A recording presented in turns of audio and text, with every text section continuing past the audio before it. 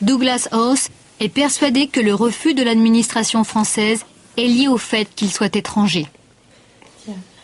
Peut-être parce que je suis américain, peut-être parce que je suis protestant. J'ai aucune idée. Et je cherche des sujets trop sensitifs politiquement pour le gouvernement de maintenant. J'adore la France. Je vis ici depuis 1989. La seule chose que je me permets de critiquer, c'est que la France aurait tout à gagner si des gens comme moi avaient le droit d'avoir accès à des documents qui n'ont plus aucune raison de rester secrets. En France, les archives militaires sont classées secret confidentiel pendant 100 ans. Nous nous rendons dans une petite ville de l'Indre, à Leblanc, où se trouve la base qui abrite les archives de l'armée. Derrière ces murs sont conservés tous les documents et les témoignages de la Seconde Guerre mondiale, de la guerre d'Indochine ou de la guerre d'Algérie. Nous cherchons des documents liés à Oradour-sur-Glane. Bonjour messieurs. Bonjour. On voudrait venir consulter des archives. Consulter de quelles archives? C'est un document en particulier qui concerne le procès de Bordeaux de 1956. Il faut faire une demande de dérogation, nos archives ne sont pas consultables. Ce ne sont pas des archives ouvertes au public ici. Voilà.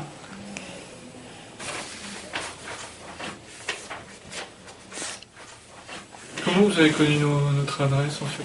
Oui, c'est un peu spécial quoi. Je veux dire, vous avez vu ça sur internet? Enfin, vous avez vu l'adresse comment? Non, mais c'est par rapport à Oradour-sur-Glane, si vous voulez, le procès de 1956 à Bordeaux. Donc en 2052, normalement, ces archives tomberont dans le domaine public.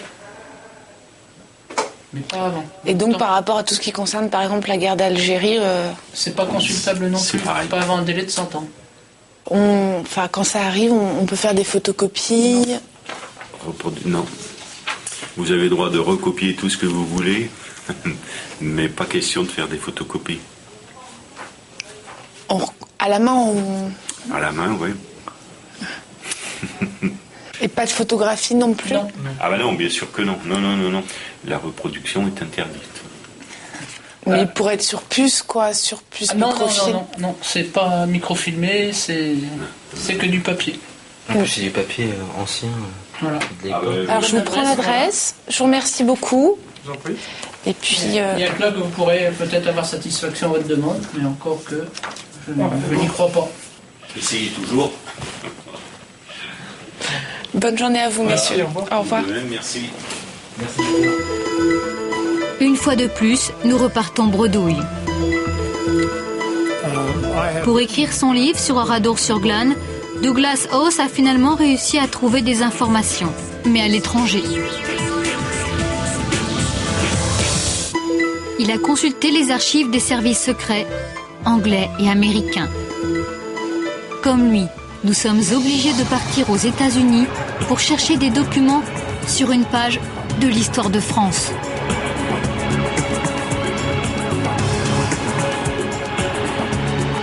Washington, les archives fédérales.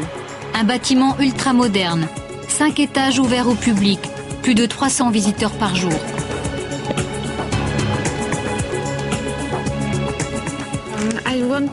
Je voudrais consulter les archives par rapport à Oradour-sur-Glane en France. La première chose à faire, c'est d'aller là-bas, choisir les documents qui vous intéressent, et après, vous revenez et on vous fait un badge.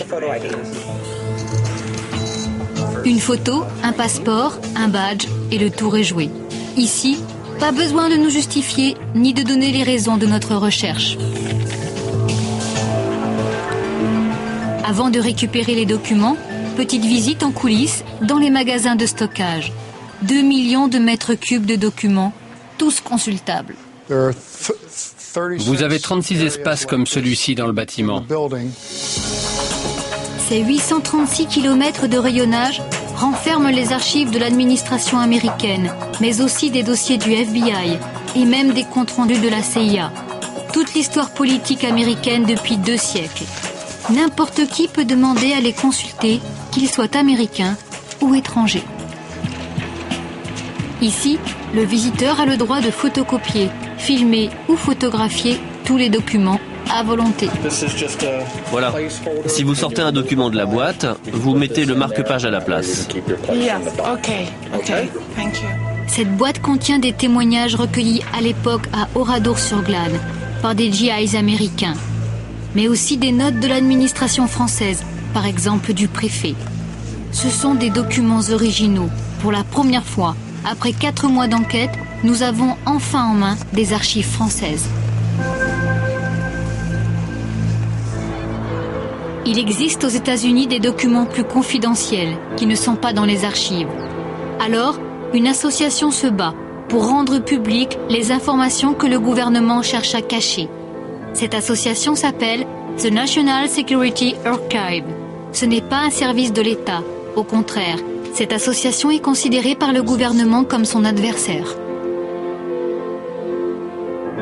Pour agir, l'association s'appuie sur une loi, la FOIA, la loi sur la liberté de s'informer qui depuis 1966 permet à n'importe quel citoyen de demander des informations aux administrations gouvernementales.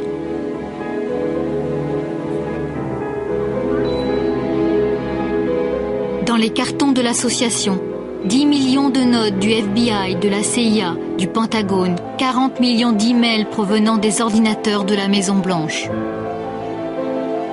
Peter Corners-Blue a réussi à obtenir des documents prouvant que l'administration Nixon est impliquée dans le coup d'État militaire contre Salvador Allende au Chili en 1973. Sur la table, la note de la Maison-Blanche dont il est le plus fier. And it took more than 30 years to obtain. Il m'a fallu plus de 30 ans pour obtenir l'accès à cette première communication téléphonique entre Kissinger et Nixon. C'était 5 jours après le coup d'État au Chili. Cette conversation date du 16 septembre 1973. Vous pouvez voir dans ce document que le président des États-Unis, Richard Nixon, demande à son responsable de la sécurité « Est-ce qu'on a participé à ce coup d'État? Est-ce qu'on est responsable en quelque sorte de cela ?» Et Kissinger a répondu « On ne l'a pas fait. » Enfin, pas directement. Mais ce que Kissinger dit après est très important. Je veux dire qu'on les a aidés. On a créé les conditions les plus favorables au coup d'État. Cela veut dire que le gouvernement de Nixon a aidé la junte militaire à renverser le gouvernement démocratique de Salvador Allende pour imposer au Chili la dictature militaire. Et ça, c'est le seul aveu existant de Kissinger qui certifie la responsabilité des USA. Et maintenant, quand il nie publiquement, nous, on a en main ce document que l'administration a essayé de garder secret pendant plus de 30 ans. 30 personnes travaillent ici. Notre budget est de 3 millions de dollars. À la tête du National Security Archive, Peter Gordon. L'association est financée par des universités et des donateurs privés. Leur dernier coup, c'est cette photo qui a fait la une du Washington Post. Aux États-Unis, elle a amorcé le premier débat d'opinion sur le bien fondé de la présence américaine en Irak. Ces photos de soldats morts en Irak et en Afghanistan, avec le drapeau sur les cercueils, l'armée voulait les garder secrètes. Pour forcer l'armée à nous donner ces documents, nous avons lancé une procédure judiciaire. Nous sommes allés jusqu'à la Cour suprême. Nous voulions rendre publiquement hommage aux morts d'Irak et d'Afghanistan. Quand on a gagné, on a mis ces photos sur notre site internet et les journaux les ont reprises à la une. Ça, c'est quelque chose que le gouvernement voulait nous cacher. Mais c'est quelque chose que l'opinion avait le droit de connaître. En ce moment même, George W. Bush essaye de revenir sur le droit d'accès aux documents. La preuve, cette biographie d'Augusto Pinochet. En 1999, sous Clinton, la CIA avait rendu public ce document. Voilà le même document, fourni en 2005 par l'administration Bush. Plus de photos et la moitié des informations rendues illisibles.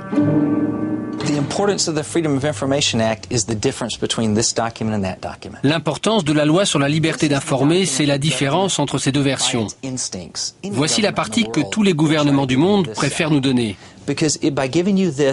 Parce qu'en nous donnant cette version, ils exercent leur pouvoir. Ils contrôlent ce que nous savons de leur action. Voici la version non démocratique. C'est le côté du pouvoir gouvernemental et de la censure. Et voici la version démocratique de la liberté d'informer.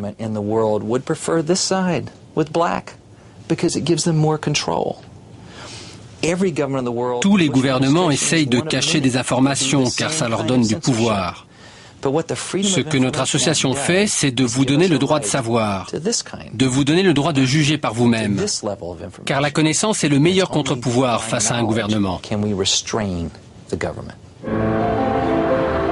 En juin dernier, Jacques Chirac a signé une ordonnance sur le droit d'accès aux documents.